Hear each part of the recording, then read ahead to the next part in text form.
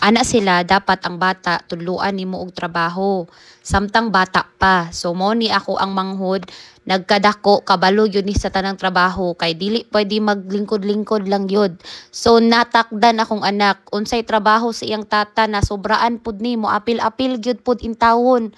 Mo nang usahay pag manghugas iyang tata mo apil gyud intawon siya. Salamat gyapon sa Ginoo no kay akong anak di gyud na siya maglantaw og trabaho, musuon-suon jud na siya pero usahay man gud malangay basta naay trabaho dun mo apil-apil ning bataa madugay kay ngano samukan man kaayo makita man gyud na grabe gyud kasamukan dili pa matarong ang trabaho sa iyang tata in taon kay kabalo mo grabe kaayo ni kasamukan buyag-buyag bataa kay gusto niya unsay trabaho sa iyang tata unsay trabaho na mo aning balay makabalo pud siya dapat mo trabaho pod siya. So, 'di ba?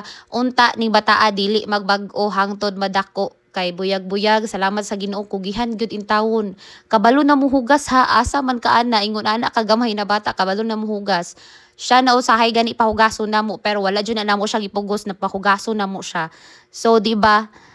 Ingon ana jud na siya kabutan kay iyang mama daw dragon. O, diba? Pag magyaw-yaw na gani ko, aw siya mulihok na gyud na siya una-una. Moapil na siya lihok sa iyang tata, mo keep na siya sa iyang mga dulaan or unsa pa na dira ingon ana na siya kabutan. As long as kinasing-kasing ang pagtrabaho sa akong anak, naganahan jud siya mo trabaho ay go. Mo support jud ko ana mas maayo na samtang bata pa kabalo na.